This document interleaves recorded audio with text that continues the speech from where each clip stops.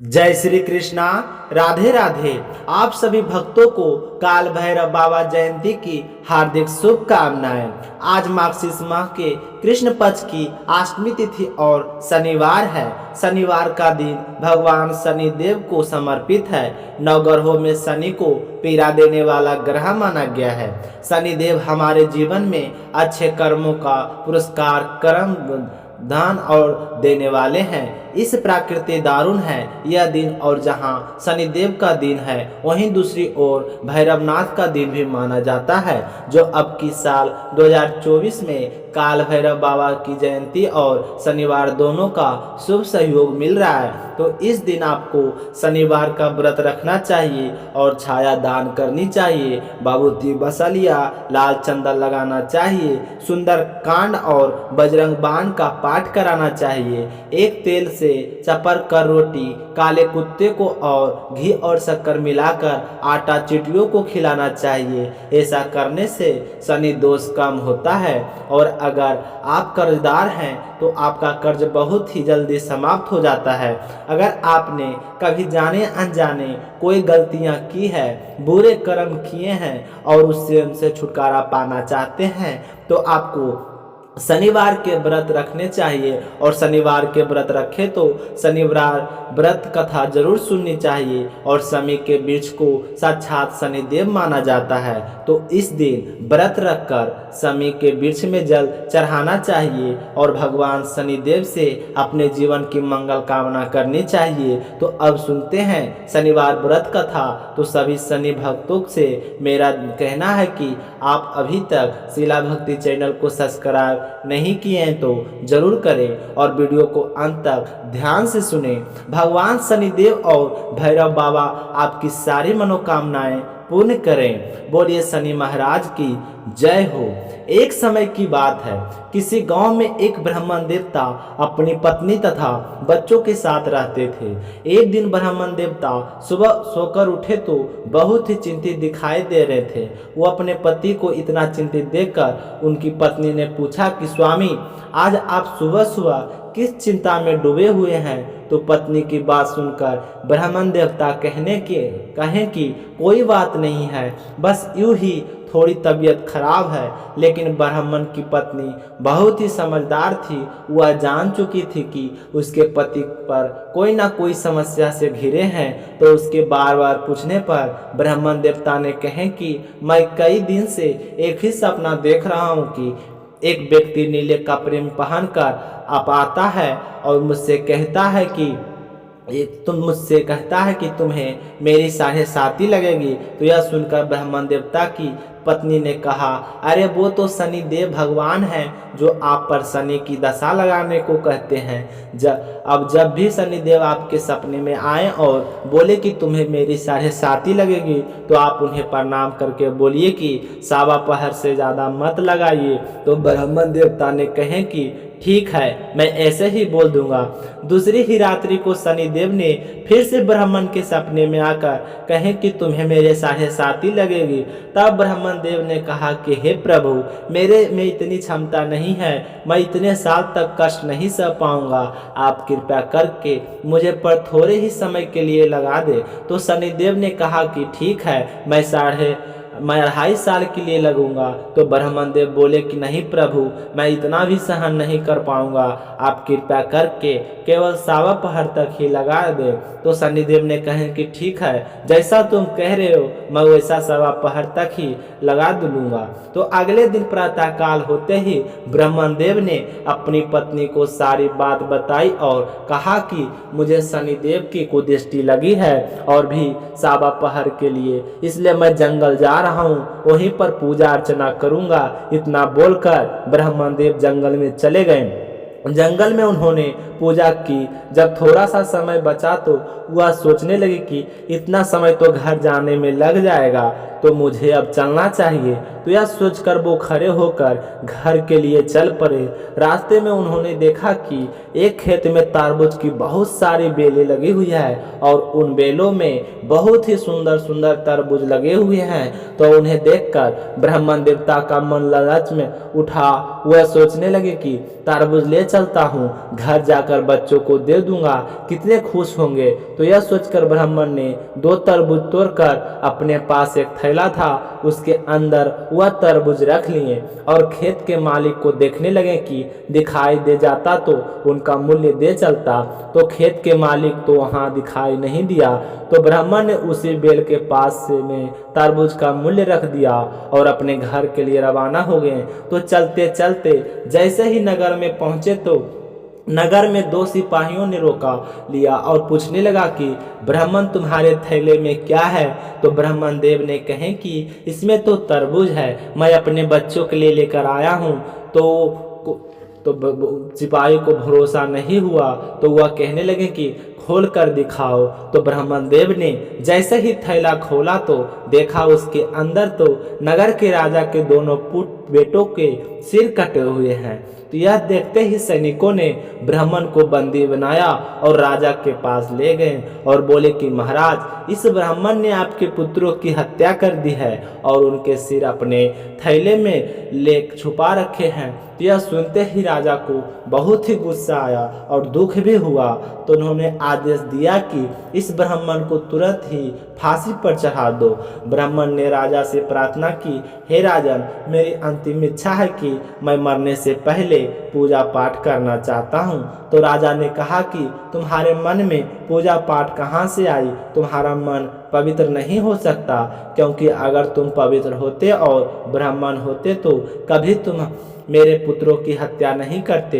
तो ब्राह्मण ने कुछ नहीं कहा कि महाराज, यह तो मेरी अंतिम इच्छा है और मरने वाले की अंतिम इच्छा पूरी की जाती है। तो राजा ने ब्राह्मण की अंतिम इच्छा पूरी करने की अनुमति दे दी। ब्राह्मण देव ने पूजा पाठ किया, तब तक शनि की सावा पहर समाप्त हो गया। तो उसी समय राजा के दोनों पुत्र शिकार खेलकर लौट आए। तो यह देखकर राजा हैरान था। राजा ने ब्राह्मण की सजा रोक दी और उनके साथ हुए इन हादसों का कारण पूछा। तो ब्राह्मण देव ने कहा कि राजन, मुझ पर शनिदेव की सावा पहर की दशा लगी थी जो अब समाप्त हो गई है। तो यह सुनकर राजा ब्राह्मण पूछने लगे कि हे ब्राह्मण देव, शनि की दशा लगे तो क्या करना चाहिए? मुझे इसके बारे में बिल्कुल भी ज्ञान नहीं है। तो ब्राह्मण देवता ने कहे कि अगर शनि की कुदृष्टि लगे तो काले कुत्ते को सरसों के तेल से चिपक कर रोटी खिलानी चाहिए। सामर्थ्यवान व्यक्ति को काले हाथी या काले घोड़े का दान करना चाहिए। शनिवार के व्रत रखकर शनिदेव की कथा सुननी चाहिए, इससे शनि की दशा का प्रकोप समाप्त हो जाता है। तो यह सुनकर राजा ने ब्राह्मण देव को छोड़ दिया। जैसे ही ब्राह्मण देव घर पहुंचे तो उनकी पत्नी ने पूछा कि स्वामी, आज आप थैले में क्या लेकर आए हो? तो ब्राह्मण ने कहा कि बच्चों के लिए तरबूज लाया हूँ। तो पत्नी ने थैला लेकर जैसे ही खोला तो उसके अंदर तो सोने चांदी और हीरे जवाहर भरे हुए थे। यह देखकर पत्नी बहुत ही खुश हुई और अपने पति से कहने लगी कि आपका थैला में तो सोने चांदी से ज्वार से भरा है, इन्हें आप कहाँ से लाए हैं? तो यह देखकर ब्राह्मण देव बहुत ही प्रसन्न हुए और शनिदेव की महिमा अपनी पत्नी को बताई और बोले कि जब सावा पहर की दशा लगी थी तो तरबूज राजा के बेटे के सिर बन गए और जब सावा पहर की दशा समाप्त हुई है तो वहीं तरबूज सोना चांदी जेवरात बन गए। हे शनिदेव, आपकी महिमा तो अत्यंत निराली है। जब से आपने मुझ पर सावा पहर की दशा लगाई है वैसे किसी पर ना लगाना, और जैसे आपने मेरे जैसे गरीब पर कृपया की है वैसी सब पर करना। जो भी व्यक्ति श्रद्धा भाव से आपका व्रत करे और आपकी यह व्रत कथा सुने, उसकी सारी मनोकामनाएं पूर्ण करके आशीर्वाद देना कि वह कभी भी अपने जीवन में नाना प्रकार के कष्टों का सामना ना करे और अपने कार्य क्षेत्र में हमेशा उसको सफलता मिले। बोलिए शनिदेव महाराज की जय हो। अब सुनते हैं अगली कहानी, एक स्वर्ग लोक में सबसे बड़ा कौन है?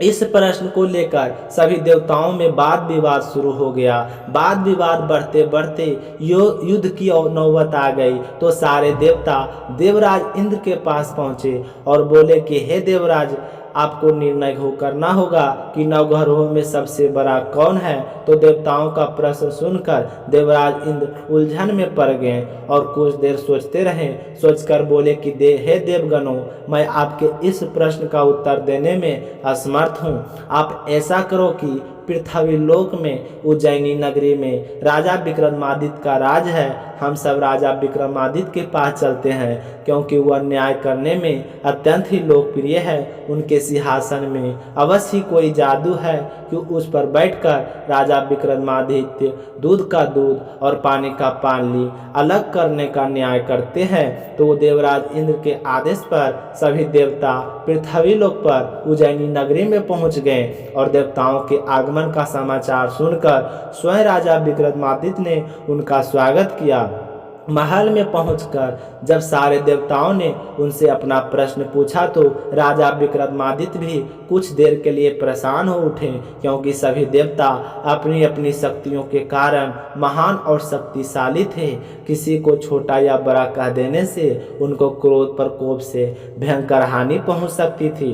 तभी राजा विक्रमादित्य को एक उपाय सूझा और उन्होंने विभिन्न धातुओं स्वर्ण, रजत, कांसा, तांबा, सीसा, रंगा, जस्ता, रकबा, लोहे के 9 आसन बनवाए।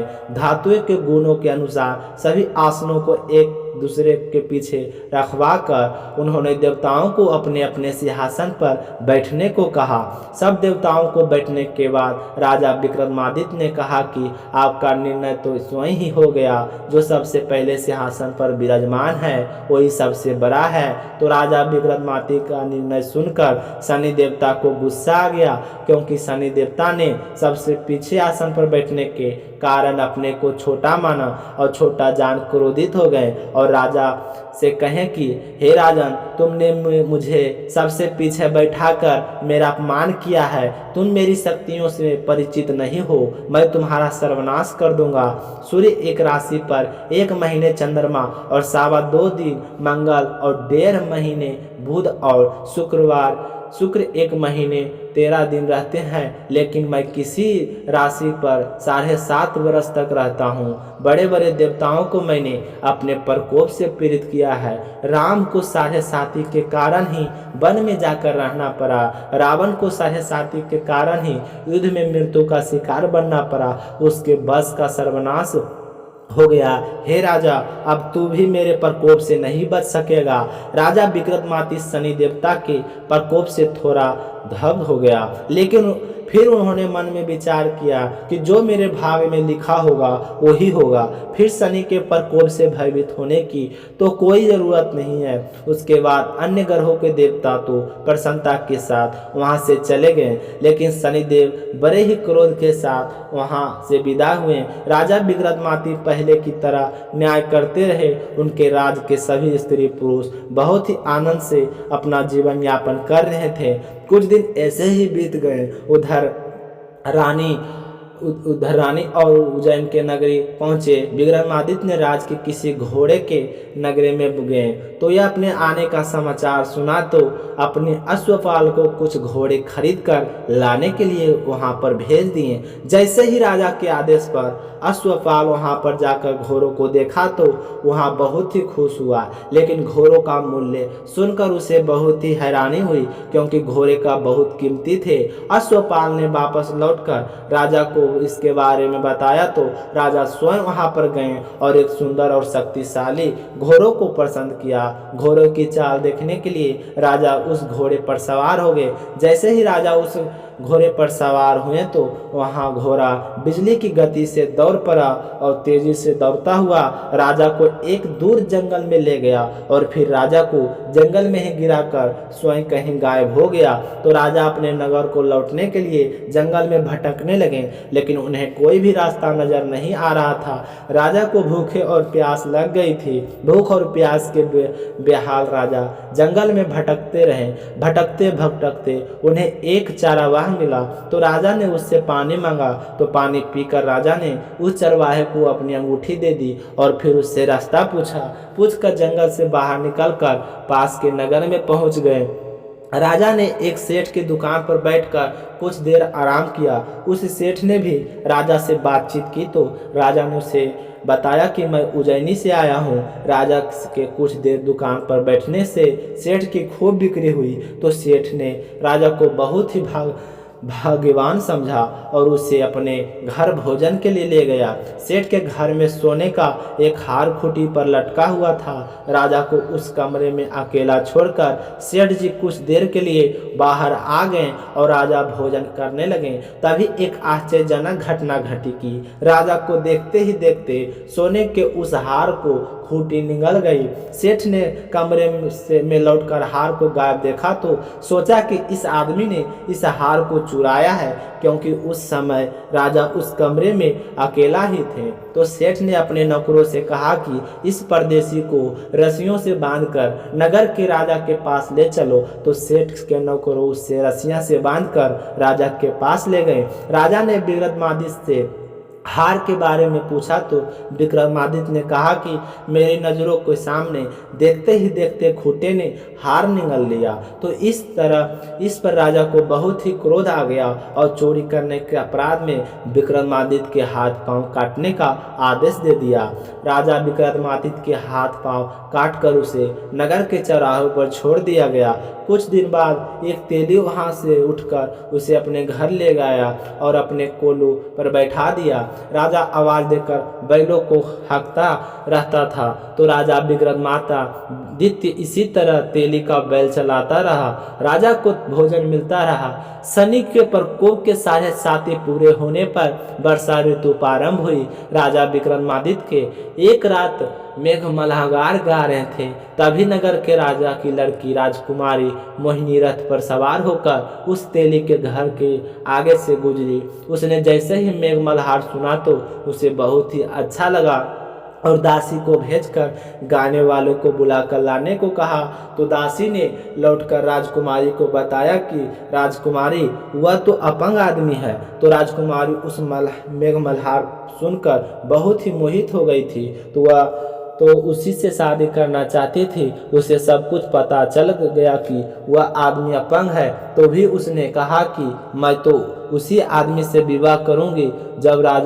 जब राजकुमारी के माता पिता के इस बात का पता चला तो वे हैरान रह गए और राजा को लगा कि उसकी बेटी पागल हो गई है। तो रानी ने मोहिनी को समझाया कि बेटी तेरे भाग में किसी राजा की रानी होना लिखा है, फिर तू उस अपंग आदमी से विवाह करके अपने पांवों पर क्यों कुल्हाड़ी मार रही है। और राजा भी कहने लगे कि बेटा तेरी सुंदर राजकुमार से शादी करवाऊंगी। लेकिन राजकुमारी ने तो अपनी जिद नहीं छोड़ी। वह अपनी जिद पूरी कराने के लिए उसने भोजन करना छोड़ दिया और अपने प्राण त्याग देने का निश्चय कर लिया। तो आखिर राजा और रानी को विवश होकर अपंग विक्रमादित्य से राजकुमारी का विवाह करना पड़ा। विवाह के बाद राजा विक्रमादित्य और राजकुमारी तेली के घर में रहने लगे। उसी रात स्वप्न में शनिदेव ने राजा से कहा कि राजा तुमने मेरा प्रकोप देख लिया, मैंने तुम्हें अपने अपमान का दंड दिया है। राजा ने शनिदेव से क्षमा करने को कहे और प्रार्थना की, हे शनिदेव आपने जितना दुख मुझे दिया है और किसी को ना देना। शनिदेव ने कुछ देर सोचते हुए कहे कि हे राजा मैं तेरी प्रार्थना स्वीकार करता हूँ। जो कोई स्त्री पुरुष मेरी पूजा करेगा, शनिवार को व्रत रखकर मेरी कथा सुनेगा, उस पर मेरी अनुकंपा बनी रहेगी, उसे कोई दुख नहीं होगा। शनिवार को व्रत करने और चींटियों को आटा डालने से मनुष्य की सारी मनोकामनाएं पूर्ण होगी। तो इस तरह कहकर शनिदेव अंतर्ध्यान हो गए। प्रातः काल राजा विक्रमादित्य की नींद खुली तो अपने हाथ पांव देखकर राजा को बहुत ही खुशी हुई और उन्होंने मन ही मन शनिदेव को प्रणाम किया। और राजकुमारी भी राजा के हाथ पांव सही सलामत देखकर आश्चर्यचकित में डूब गए। तब राजा विक्रमादित्य ने अपना परिचय देते हुए शनिदेव के प्रकोप की सारी कहानी कह सुनाई। जब सेठ जी को इस बात का पता चला तो वह दौड़ता हुआ तेली के घर जा पहुंचे और राजा के चरणों में गिरकर क्षमा मांगने लगे। तो राजा ने उसे क्षमा कर दिया, क्योंकि यह सब तो शनिदेव का प्रकोप के कारण हुआ था। सेठ राजा को अपने घर ले गया और फिर से उसे भोजन कराया। जैसे ही राजा भोजन कर रहे थे तो सबके सामने वही आश्चर्यजनक घटना घटी कि सबके देखते ही देखते खूंटी ने उस हार को उगल दिया। यह देखकर सेठ जी को बहुत ही आश्चर्य हुआ। सेठ जी ने अपनी बेटी का विवाह भी राजा के साथ कर दिया और बहुत सारे सोना और आभूषण धन आदि देकर राजा को विदा किया। राजा विक्रमादित्य राजकुमारी मोहिनी और सेठ की बेटी के साथ उज्जैनी पहुंचे तो सभी नगरवासियों ने हर्ष से स्वागत उनका किया। उस रात उज्जैनी नगरी में दीप जलाकर लोगों ने दिवाली मनाई। अगले दिन राजा विक्रमादित्य ने पूरे राज्य में घोषणा करवाई कि शनिदेव सभी देवों में सर्वश्रेष्ठ हैं। प्रत्येक स्त्री पुरुष शनिवार को उनका व्रत करे और व्रत कथा अवश्य सुने। राजा विक्रमादित्य की घोषणा से शनिदेव बहुत ही प्रसन्न हुए और शनिदेव व्रत करने का कथा सुनने के कारण सभी लोगों की सारी मनोकामनाएं शनिदेव पूरी करने लगे। सारे लोग आनंद पूर्वक रहने लगे। बोलिए शनिदेव महाराज की जय हो। तो आज की कथा समाप्त होती है। मिलते हैं अगले वीडियो में। तब तक अपना ख्याल रखिएगा और अभी तक आपने शिला भक्ति चैनल को सब्सक्राइब नहीं किए हैं तो चैनल को सब्सक्राइब जरूर कीजिएगा, क्योंकि आपकी सब्सक्राइब करने से शिला भक्ति को परिवार के सपोर्ट मिलेगा। मिलते हैं अगले वीडियो में। तब तक अपना ख्याल रखिएगा। जय श्री कृष्णा। राधे राधे।